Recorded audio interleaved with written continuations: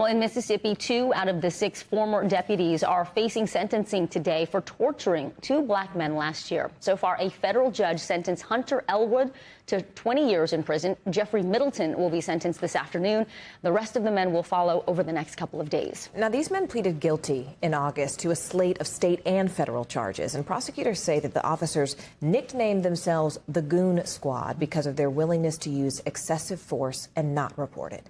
NBC News correspondent Antonia Hilton joins us now. Antonia, I mean, frankly, these charges are disgusting, and it's something that, unfortunately, some people didn't realize were even happening or forgot that this even happened, and it's not quite as rare as we think. What are the charges specifically?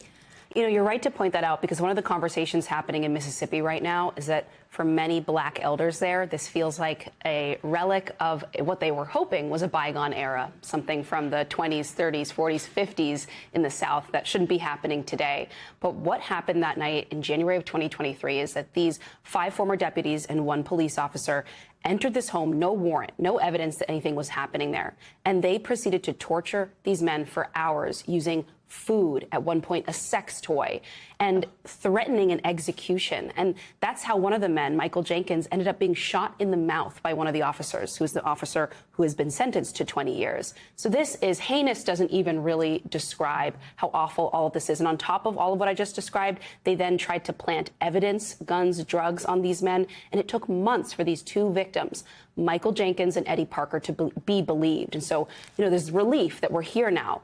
But there's another world in which that actually wouldn't have been the case. It's sick. Somehow Jenkins and Parker did survive. What are they saying about these sentencings?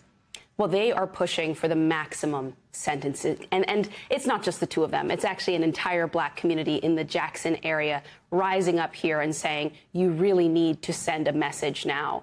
And, you know, we have 20 years for one officer. That officer is facing the most serious charges because of having shot Jenkins in the mouth. But they're hoping something very similar is coming for the other 5 men involved in this.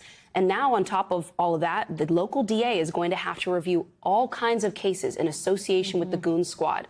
So think about this. You know, there's the story of just these 6 guys, but really there is a bigger process here that could take years, undoing all the harm that was likely done. And how many of those victims were not believed, right? Incredible. All right, Antonia Hilton, thank you so much for your reporting. We appreciate it. Thanks for watching. Stay updated about breaking news and top stories on the NBC News app or follow us on social media.